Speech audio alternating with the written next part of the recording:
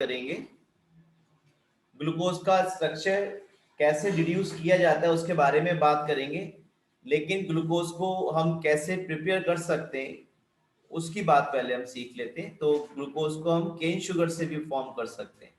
अगर आप सुक्रोज को यानी कि केन शुगर को डाइल्यूट HCl या H2SO4 के साथ हीट करोगे तो जो सुक्रोज है it will break into glucose and fructose in equal amounts. जैसा आप ये इक्वेशन देख रहे हैं, this is your sucrose C12H22O11, और इसकी अगर हाइड्रोलिसिस करेंगे वो भी एसिडिक हाइड्रोलिसिस अगर आप करेंगे तो आपको 1 यूनिट ग्लूकोज की और 1 यूनिट फ्रक्टोज की मिलेगी। तो आप बोल सकते हो that sucrose is a what, disaccharide. Sucrose is a disaccharide. Saccharide का मतलब होता है सैकरॉन से लिया गया है, इसका मतलब होता है स्वीट। ज्यादातर जो सैकेराइड्स हैं वो टेस्ट में कैसे होते हैं, जितने भी कार्बोहाइड्रेट्स से मोस्टली स्वीट होते हैं टेस्ट में, इसलिए हम कार्बोहाइड्रेट्स को कॉमनली सैकेराइड्स ही बोल दिया करते हैं। ठीक है, एक और भी तरीका हो सकता है ग्लूकोज को फॉर्म करने का। कमर्शियली हम इसको स्टार्च से भी बना लेते हैं। This is your formula of starch C6H10O5 whole N। तो जब आप स्टार्च का हाइड्रोलिसिस करते हैं एसिड की प्रेजेंस में, जैसे H2SO4 की हम बात करें 393 केल्विन पर, तो ये बहुत ज्यादा नंबर में आपको मोनोसैकेराइड की यूनिट्स देगा, ग्लूकोज की यूनिट्स आपको देगा। आज हम ग्लूकोज का स्ट्रक्चर डिड्यूस करेंगे कि ग्लूकोज का स्ट्रक्चर कैसे पता किया जा सकता है। हालांकि अभी आपको ग्लूकोज का स्ट्रक्चर पता है क्योंकि मैंने आपको पहले बता रखा है, और आपको क्या बातें बता रखी हैं कि ग्लूकोज के स्ट्रक्चर में there are 6 carbon atoms, 1 2 3 4 5 6, and these all 6 carbon atoms are present in a straight chain। ये सब स्ट्रेट चेन में प्रेजेंट है। और नंबर 1 पे देयर इज एल्डिहाइडिक ग्रुप, ये मैंने आपको बता रखा है। And rest carbon has HOH HOH HOH and this is CH2OH। और ये जो ओरिएंटेशन है कार्बन नंबर 3 पे OH का, वो ग्लूकोज के स्ट्रक्चर में हमें लेफ्ट में मिलेगा। तो उसको जैसा मिला है वैसे ही हमको बनाना होगा।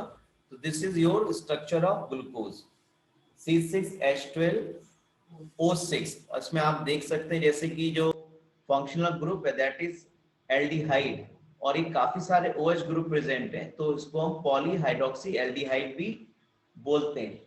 कार्बोहाइड्रेट्स का क्लासिफिकेशन ही यही है, डेफिनेशन ही यही है कि carbohydrates are either polyhydroxy aldehydes और पॉलीहाइड्रोक्सी कीटोन्स।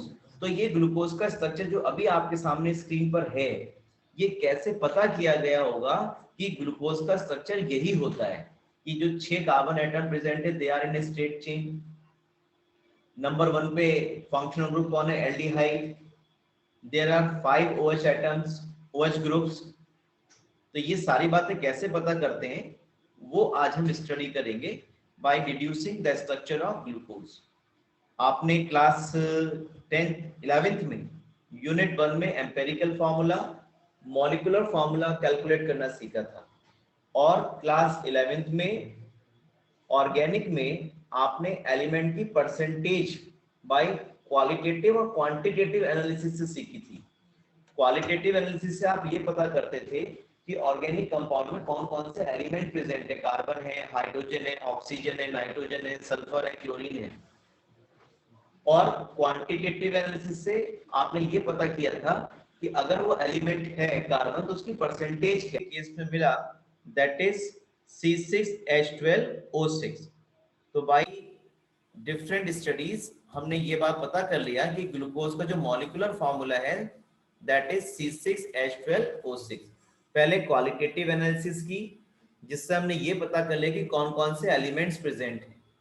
उसके बाद हमने क्वांटिटेटिव एनालिसिस की होगी, जिससे ये पता किया कि कौन सा एलिमेंट की परसेंटेज क्या है। और परसेंटेज जब पता कर लिया तो एम्पेरिकल फार्मूला, मॉलिक्यूलर फार्मूला के जो कैलकुलेशंस हैं उनको करके हमने ग्लूकोज का मॉलिक्यूलर फार्मूला पता कर लिया कि जो ग्लूकोज का मॉलिक्यूलर फार्मूला है दैट इज C6H12O6। ठीक है, जब आपको इसका मॉलिक्यूलर फार्मूला पता चल गया, अब आप ये पता करने वाले हैं कि ये जो 6 कार्बन एटम्स हैं ये किस तरह से ग्लूकोज के स्ट्रक्चर में प्रेजेंट होंगे। हो सकता है ब्रांचिंग हो सकता है साइकिल की फॉर्म में हो सकता है रिंग की फॉर्म में हो। तो ये बात कैसे पता चली ग्लूकोज के स्ट्रक्चर में कि जो 6 कार्बन एटम्स हैं they are in straight chain.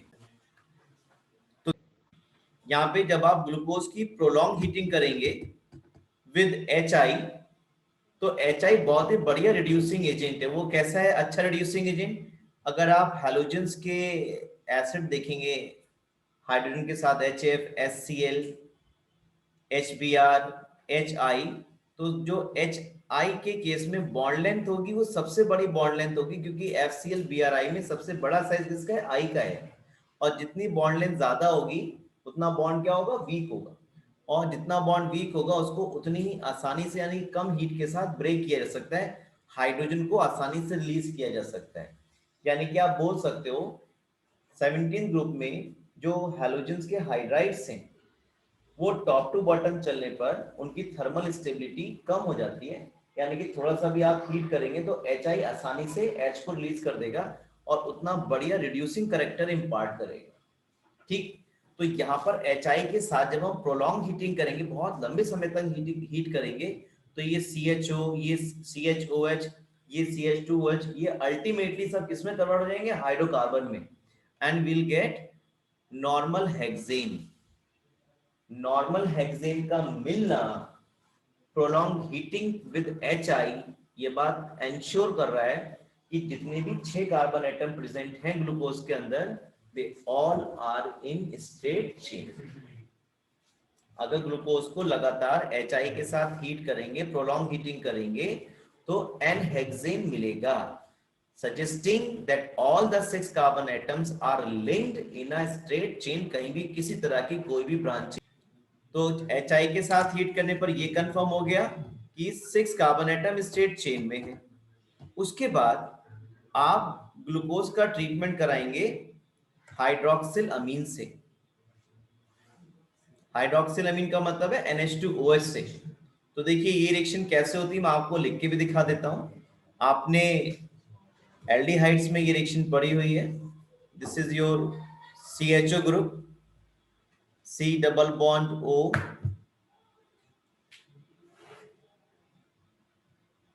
This is H, मैंने ऊपर लिख दिया यहाँ पर।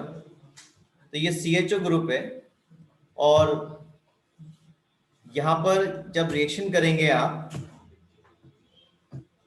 हाइड्रोक्सिल अमीन से, तो हाइड्रोक्सिल अमीन का जो OH है, NH2 ग्रुप का जो H2 है वो एलिमिनेट कर जाएगा, और ये NOH के साथ जो यहाँ पर अटैच हो जाएगा। तो आपको पास ये जो कंपाउंड मिलेगा ये कहलाएगा ऑक्साइन। हाइड्रोक्सिल अमीन किसी भी कंपाउंड के साथ रिएक्शन अगर करता है तो उसका ऑक्साइन बनेगा। This is your glucose oxime. और ग्लूकोज ऑक्साइन का बनना इस बात को कंफर्म करता है कि जो ग्लूकोज है उसके अंदर कोई कार्बोनिल ग्रुप प्रेजेंट है। आपने एल्डिहाइड और कीटोन्स में न्यूक्लियोफिलिक एडिशन रिएक्शंस में ये रिएक्शन पढ़ी थी हाइड्रोक्सिल अमीन के साथ। अगर कोई भी कंपाउंड हाइड्रोक्सिल अमीन के साथ रिएक्शन कर पा रहा है, एडिशन में जा रहा है, तो ये बात कंफर्म है कि उस कंपाउंड के अंदर कार्बोनिल ग्रुप प्रेजेंट है। कार्बोनिल ग्रुप का मतलब है ये वाला ग्रुप प्रेजेंट है। अब ये कार्बोनिल ग्रुप में दोनों चीजें हो सकती हैं, कीटोन्स भी हो सकते हैं और एल्डिहाइड भी हो सकता है। ठीक है, ऑयल क्लोराइड्स भी हो सकते हैं। इसी तरह से अगर आप ग्लूकोज का ट्रीटमेंट HCN के साथ कराओगे तो साइनोहाइड्रिन बनेंगे। ये भी रिएक्शन ये कंफर्म कर रही है कि ग्लूकोज के स्ट्रक्चर में कार्बोनिल ग्रुप प्रेजेंट है। अब ये कार्बोनिल ग्रुप एल्डिहाइड भी हो सकता है और कीटोन भी हो सकता है। तो ये बात कंफर्म करने के लिए जब हमने ग्लूकोज का ऑक्सीडेशन किया माइल्ड ऑक्सीडाइजिंग एजेंट से, ब्रोमीन वाटर से, ब्रोमीन वाटर एक माइल्ड ऑक्सीडाइजिंग एजेंट है, और जब आप ब्रोमीन वाटर का से ग्लूकोज का ऑक्सीडेशन करेंगे तो आप देखेंगे जो ये बनाएगा ग्लूकोनिक एसिड। ग्लूकोनिक एसिड का फॉर्मूला हमें पता है कि ग्लूकोनिक एसिड में नंबर 1 पर COH होता है। इसका मतलब जो कार्बोनिल ग्रुप है दैट मस्ट बी एल्डिहाइड, क्योंकि कीटोन्स का ऑक्सीडेशन बहुत डिफिकल्ट होता है। कीटोन्स का ऑक्सीडेशन डिफिकल्ट इसलिए होता है क्योंकि कीटोन्स के केस में जब भी आपको ऑक्सीडेशन कराना होगा तो ये कार्बन बॉन्ड कार्बन को तोड़ना होता है, तब जाके कहीं ऑक्सीडेशन कीटोन्स का पॉसिबल होता है। ऐसा आपने यूनिट 12 में एल्डिहाइड कीटोन्स में पढ़ा हुआ है। तो क्योंकि ऑक्सीडेशन कार्बोनिल ग्रुप का जो कि heating prolonged heating with HI gives normal hexane, it confirms that the 6 carbon atoms present in glucose are in a straight chain. आपसे क्वेश्चन आएगा, how will you support the presence of a carbonyl group in the structure of glucose?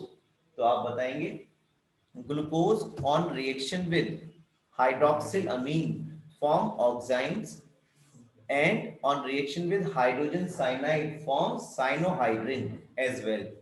It confirms the presence of a carbonyl group in the structure of glucose. अब आप ये कैसे confirm करोगे कि जो carbonyl group है वो aldehyde है, कीटोन नहीं है? तो आप ग्लूकोज का माइल्ड ऑक्सीडाइजिंग एजेंट जैसे ब्रोमीन वाटर के साथ जब ऑक्सीडेशन करेंगे तो वो ऑक्सीडाइज हो जाएगा और ग्लूकोनिक एसिड आपको मिलेगा। तो ग्लूकोनिक एसिड का मिलना माइल्ड ऑक्सीडाइजिंग एजेंट की हेल्प से ये कंफर्म कर रहा है कि ग्लूकोज के स्ट्रक्चर में जो कार्बोनिल ग्रुप है that is only aldehyde and not ketone. उसके बाद हम ये देखेंगे कि ग्लूकोज के स्ट्रक्चर में एक बात तो कंफर्म हो गई 6 कार्बन एटम स्ट्रेट चेन में, दूसरी ये कंफर्म हो गई कार्बोनिल ग्रुप है जो वो एल्डिहाइड है, और वो भी कहां पे? नंबर 1 पे। वो कैसे पता चला? ग्लूकोनिक एसिड के स्ट्रक्चर से, क्योंकि ग्लूकोनिक एसिड में जो COOH है वो नंबर 1 पे आता है। इसलिए ये बात भी कंफर्म हो गई कि ग्लूकोज के स्ट्रक्चर में जो आपके पास CHO ग्रुप है that is present at number 1। अब हमें ये प्रूव करना है कि ग्लूकोज के स्ट्रक्चर में देयर आर 5 हाइड्रोक्सिल ग्रुप। ये कैसे पता करेंगे? हम ग्लूकोज का एसिटाइलेशन करा दें, ग्लूकोज का एसिटाइलेशन करा दें बाय एसिटिक एनहाइड्राइड, तो आप देखेंगे ये एस्टरिफिकेशन हो रहा है। एस्टरिफिकेशन कब हो सकता है? जब आप अल्कोहल की रिएक्शन एसिटिक एनहाइड्राइड से करा दो या एसिटाइल क्लोराइड से करा दो। अब क्योंकि ग्लूकोज का जब हमने एसिटिक एनहाइड्राइड से ट्रीटमेंट कराया तो पेंटा एसाइलेटेड ग्लूकोज मिला। कैसा ग्लूकोज मिला? पेंटा एसाइलेटेड ग्लूकोज। यानी कि जो एस्टरिफिकेशन हुआ कितनी जगह हुआ? 5 जगह हुआ। और इसके मॉलिक्यूलर फॉर्मूले से ये जो कंपाउंड बना है आपके पास पेंटा एसाइलेटेड ग्लूकोज, इसका मॉलिक्यूलर फॉर्मूले से इसका मॉलिक्यूलर मास पता कर लिया, वो बिल्कुल वैसा था जैसा कि पेंटा एसाइलेटेड ग्लूकोज का हम एक्सपेक्ट कर रहे थे। यानी कि ये बात कंफर्म हो गई कि ग्लूकोज के स्ट्रक्चर में 5 H एटम जो है वो हटे हैं। 1 ये 4H ये वाले और 1 H ये वाला, और ये हटके क्या आ गया? CH3CO ग्रुप आ गया, एसिटाइल ग्रुप आ गया। तो पेंटा एसाइलेटेड ग्लूकोज का बनना ये बात कंफर्म कर रहा है कि जो एसाइलेशन हुआ है वो 5 पोजीशंस पर हुआ है, और 5 पोजीशन पर एसाइलेशन होने का मतलब है there must be 5 OH group.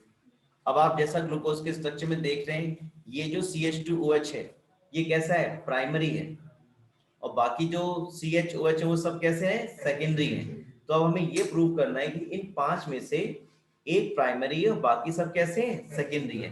तो उसके लिए क्या किया? हमने ग्लूकोज का ऑक्सीडेशन करा दिया स्ट्रॉन्ग ऑक्सीडाइजिंग एजेंट से, जैसे कि HNO3 है।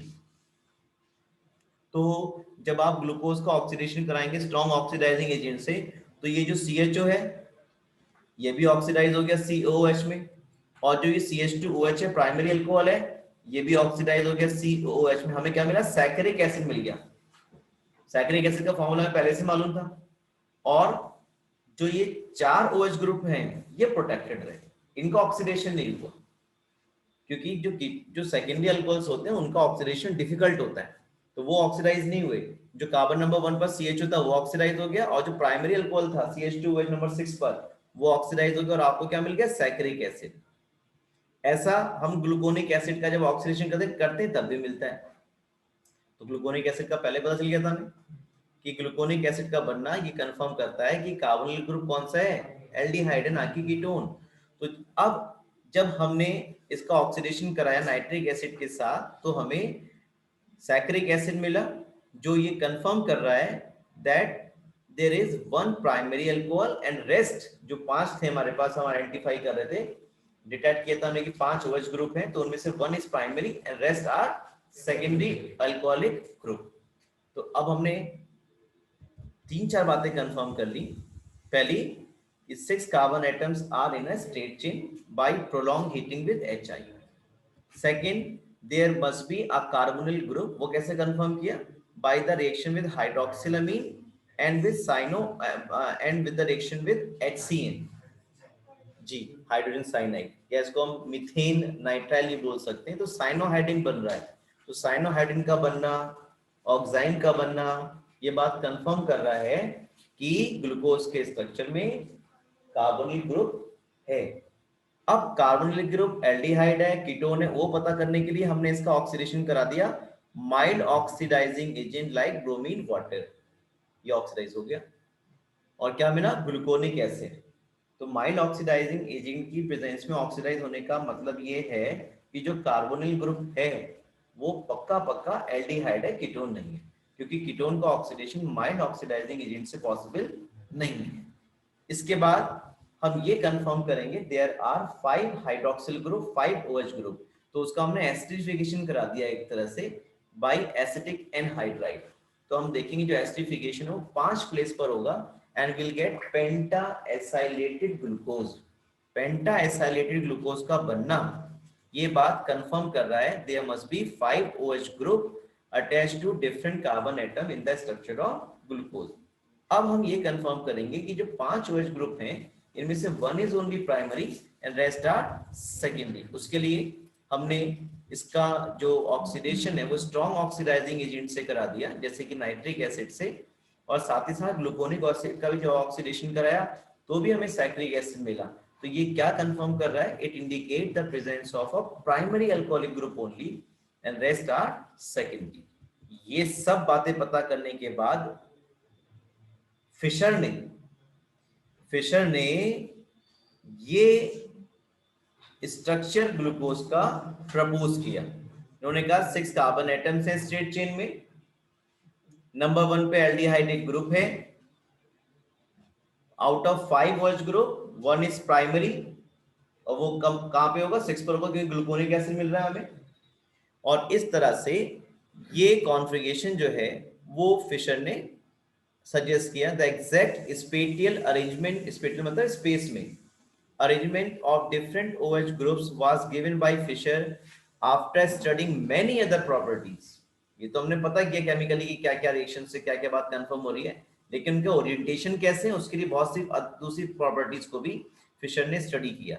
It's configuration is correctly represented as first, तो ग्लूकोनिक एसिड क्या होना चाहिए? ये होना चाहिए। So gluconic acid is represented as second and saccharic acid by third. ठीक है, तो इस तरह से आपने ग्लूकोज का स्ट्रक्चर डिड्यूस कर लिया। मान लीजिए आज की तारीख में भी कोई कंपाउंड हमें पता करना है कि इसमें कौन से फंक्शनल ग्रुप है, कितने कार्बन एटम है, कहां प्रेजेंट है, तो इसी तरह से किया जाता है। पहले उसकी हम स्पेक्ट्रोकेमिकल स्टडीज कर लेते हैं, क्वालिटेटिव क्वांटिटेटिव एनालिसिस से पता कर लेते हैं कौन सा एलिमेंट है, उसकी क्या परसेंटेज है, एम्पेरिकल मॉलिक्यूलर फार्मूला यूज करके उसका मॉलिक्यूलर फार्मूला पता कर लेते हैं, फिर देखते हैं कि उनका ओरिएंटेशन किस तरह से कंपाउंड के अंदर है, तो इसी तरह से किया जाता है। आपको कल डी और एल के बारे में बहुत डिटेल में बताया था, आप में से कोई आंसर करे, ये जो ग्लूकोज है ये डी ग्लूकोज है कैपिटल या कैपिटल एल है? कैपिटल डी, क्योंकि जो CH2OH का नेक्स्ट एसिमेट्रिक कार्बन एटम है दिस वन, दिस कायल कार्बन एटम, इस पे OH कैसा है? राइट साइड में, तो ये आपके पास क्या हो गया? कैपिटल डी ग्लूकोज हो गया। This is your capital D glucose. और अगर आपको कैपिटल एल बनाना हो तो क्या करने वाले हैं आप? सिंपली 6 कार्बन एटम्स बनाइए और जो CH2OH का नेक्स्ट कार्बन है, सिमेट्रिक कार्बन है ये वाला, इस पर OH की पोजीशन क्या कर देंगे, लेफ्ट में कर देंगे, बाकी तो बिल्कुल वैसे ही रहने वाले हैं। ये नंबर 3 वाला बात हो रही है, OH लेफ्ट में रहकर देखिए ये, और ये H और ये OH। तो ये आपके पास कैपिटल L ग्लूकोज है, और कैपिटल L ग्लूकोज ये क्यों है, क्योंकि CH2OH का जो नेक्स्ट कार्बन एटम है, एसिमेट्रिक कार्बन एटम है, कारल कार्बन एटम है, इस पर जो OH का ओरिएंटेशन है कैसा है, वो लेफ्ट साइड में। That's why it is your capital L glucose. जब ये पता चल गया कि ग्लूकोज में 6 कार्बन एटम स्टेट चेन में है, कार्बोनिल ग्रुप एल्डिहाइड है, एक प्राइमरी अल्कोहलिक ग्रुप है, 4 आपके पास सेकेंडरी अल्कोहलिक ग्रुप है, सैकरिक एसिड, ग्लूकोनिक एसिड ने सबने ग्लूकोज का जो स्ट्रक्चर फिशर ने दिया वो सबको सपोर्ट किया। लेकिन बहुत सी बातें ऐसी थी जो समझ से परे थी। जैसे आपको सभी को मालूम है कि अभी हमने प्रूव किया है कि ग्लूकोज के स्ट्रक्चर में एल्डिहाइडिक ग्रुप होता है नंबर 1 पर, लेकिन ग्लूकोज शिफ्स रिएजेंट टेस्ट नहीं देता। जितने भी एल्डिहाइड्स हैं सभी शिफ्स बेस के साथ, शिफ्स रिएजेंट के साथ रिएक्शन करके पिंक कलर देते हैं, लेकिन ग्लूकोज नहीं देता, जबकि उसमें CH ग्रुप अभी हमने प्रूव किया। इसी के साथ हाइड्रोजन सल्फाइड के, सोडियम हाइड्रोजन सल्फाइड के साथ, यानी कि NaHSO3 के साथ, यस लिखा हुआ है NaHSO3 के साथ एडिशन प्रोडक्ट नहीं देता। जितने भी कार्बोनिल कंपाउंड्स हैं, खास करके एल्डिहाइड और कीटोन्स, सोडियम बाइसल्फाइड के साथ रिएक्शन करके एडिशन प्रोडक्ट बनाता है। जितने भी एल्डिहाइडिक ग्रुप कंटेनिंग कंपाउंड्स हैं सब बनाते हैं, लेकिन ये प्रॉपर्टी ग्लूकोज शो नहीं करता। उसके बाद दूसरा ऑब्जर्वेशन क्या रहा, जो पेंटा एसीटेट था ग्लूकोज का, जिसकी हेल्प से हमने ये प्रूव किया कि देयर आर 5 OH ग्रुप्स, तो जो पेंटा एसीटेट ऑफ ग्लूकोज है does not react with hydroxylamine, indicating the absence of free CH group. अगर हम पेंटा एसीटेट ऑफ ग्लूकोज को, मैं बताता हूं जिसकी बात हम कर रहे हैं, हम बात कर रहे हैं इस स्ट्रक्चर की, ये this is your penta acetate of glucose. तो कैसे बनाएंगे, एसिटिक एनहाइड्राइड से ग्लूकोज का ट्रीटमेंट करा के। तो ये जो स्ट्रक्चर आपको दिख रहा है, ये जब आपने ट्रीट कराया हाइड्रोक्सिलामीन के साथ, तो जो पेंटा एसीटेट ऑफ ग्लूकोज है वो हाइड्रोक्सिलामीन के साथ रिएक्शन नहीं कर रहा, और हाइड्रोक्सिलामीन के साथ रिएक्शन ना करने का मतलब है ये सपोर्ट कर रहा है कि भैया CHO ग्रुप उसके अंदर नहीं है, कार्बोनिल ग्रुप उसके अंदर नहीं है। तो ये सारी एम्बिग्यूटी जो है वो ग्लूकोज का जो ओपन चेन स्ट्रक्चर हमने पढ़ा था, एमिल फिशर ने जो प्रपोज किया, ये वाला देखिए फर्स्ट वाला, जिसमें 6 कार्बन एटम्स हैं, नंबर 1 पर CHO है, नंबर 6 पर CH2OH है, नंबर 3 पे OH का ओरिएंटेशन लेफ्ट में, बाकी सब पर राइट में। ये स्ट्रक्चर इन सारी बातों को एक्सप्लेन कर ही नहीं पाया कि क्यों एल्डिहाइडिक ग्रुप होने के बावजूद भी ग्लूकोज शिफ्ट एजेंट टेस्ट नहीं दे रहा, क्यों सोडियम बाइसल्फाइड के साथ एडिशन प्रोडक्ट नहीं बना रहा, क्यों पेंटा एसीटेट ऑफ ग्लूकोज हाइड्रोक्सिलामीन के साथ रिएक्शन नहीं कर पा रहा है। इन सारी बातों को जो ओपन चेन स्ट्रक्चर है वो एक्सप्लेन नहीं कर पाया। साथ ही साथ ये देखा गया जो ग्लूकोज है वो 2 डिफरेंट क्रिस्टलाइन फॉर्म में एग्जिस्ट करता है, अल्फा एंड बीटा।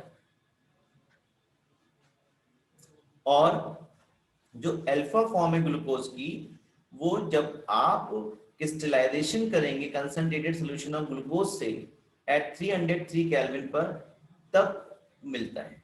और जो बीटा फॉर्म है is obtained by crystallization from hot and saturated aqueous solution of 371 kelvin पर। यानी कि ये जो 2 प्रॉब्लम्स हैं इनका सॉल्यूशन हमें यहां से कहीं मिलेगा, क्योंकि जो ग्लूकोज है वो 2 क्रिस्टलाइन फॉर्म में एग्जिस्ट करता है, अल्फा फॉर्म और बीटा फॉर्म। और ये जो फॉर्म्स हैं ये कैसे बन जाती हैं, जब हम ग्लूकोज को डिसॉल्व करते हैं तो वो हम ओपन चेन स्ट्रक्चर से एक्सप्लेन नहीं कर सकते। जो फिशर ने ओपन चेन स्ट्रक्चर दिया था उससे हम एक्सप्लेन नहीं कर सकते, और इसे एक्सप्लेन करने के लिए हमें ग्लूकोज के 2 साइक्लिक स्ट्रक्चर्स की जरूरत पड़ेगी along with the open chain structure। तब हम बता पाएंगे क्यों सोडियम बाइसल्फाइड के साथ एडिशन प्रोडक्ट नहीं दिया, क्यों हाइड्रोक्सिलामीन के साथ एडिशन रिएक्शन नहीं दे रहा है, क्यों शिफ्ट बेस के साथ पिंक कलर नहीं मिल रहा है। तो देखिए मैं आपको समझाता हूँ डिटेल में। एक्चुअल में जो ग्लूकोज है इसका ओपन चेन स्ट्रक्चर की अगर हम बात करें तो वो कुछ इस तरह से, ये एल्डिहाइडिक ग्रुप है, ये आपके पास H OH OH H, जो फिशर ने हमें एक्सप्लेन किया ओरिएंटेशन एटम्स का स्पेटियल अरेंजमेंट, वैसे ही मैं बना रहा हूं यहां पर। और ये आ गया आपके पास CH2OH। इसमें अगर कार्बन को आप नंबर देंगे तो कुछ ऐसा रहेगा, this is your carbon number 1 2 3 4 5 6। ये ओपन चेन स्ट्रक्चर है ग्लूकोज का। It is open chain structure of glucose proposed by Fischer. देखा ये गया कि ग्लूकोज जो है 2 फॉर्म्स में एग्जिस्ट करता है, अल्फा और बीटा।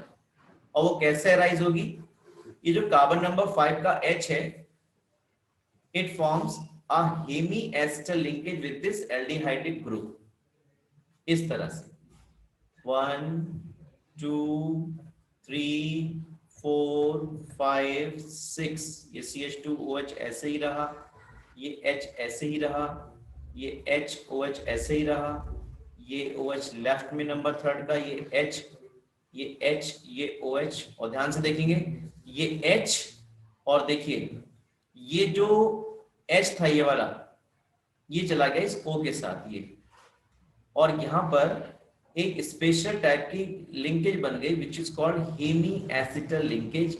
ये आपने पढ़ा है जब आप एल्डिहाइड ग्रुप का एडिशन करते हैं अल्कोहल के साथ, ड्राई एसियल गैस की प्रेजेंस में जब एल्डिहाइड ग्रुप का अल्कोहल के साथ एडिशन करते हैं तो ये लिंकेज बनती है। It is called C1C5 hemi acetal linkage.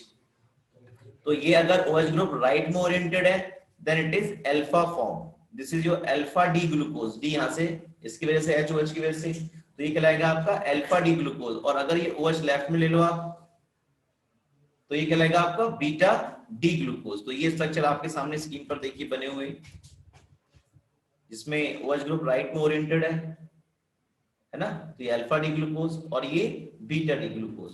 तो जो ग्लूकोज है वो इस तरह से, देखिए CHO ग्रुप तो इन्वॉल्व हो गया ना हेमी एसिड लिंकेज डेवलप करने में, तो कैसे CHO वाली प्रॉपर्टी शो करेगा। तो ग्लूकोज की ये जो प्रॉपर्टीज में प्रॉब्लम आ रही थी, NaSO6 में एडिशन नहीं मिल रहा था, हाइड्रोक्सिलामीन के साथ एडिशन नहीं दे रहा था, शिफ्ट पिंक कलर नहीं दे रहा था, वो ये ग्लूकोज के साइक्लिक स्ट्रक्चर एक्सप्लेन कर सकते हैं। ग्लूकोज 2 आइसोमेरिक फॉर्म में रहता है ना, अल्फा डी और बीटा डी, जिसमें जो ओरिएंटेशन इस कार्बन के अराउंड डिफर हो रहा है। इधर OH राइट में आ गया तो अल्फा डी, और OH लेफ्ट में चला गया तो बीटा डी हो गया। इसके बारे में ऐसे स्ट्रक्चर्स जो C1 कार्बन एटम पर एटम्स की पोजीशन या ग्रुप ऑफ एटम की पोजीशन डिफर होने से अराइज होते हैं, वो कहलाते हैं एनोमर्स। यानी कि अल्फा डी ग्लूकोज और बीटा डी ग्लूकोज आपस में क्या है, एनोमर्स है। The 2 cyclic hemiacetal forms of glucose differ only in the configuration of hydroxyl group at C1 called anomeric carbon. Such isomers that is alpha and beta form are called anomers. ठीक है,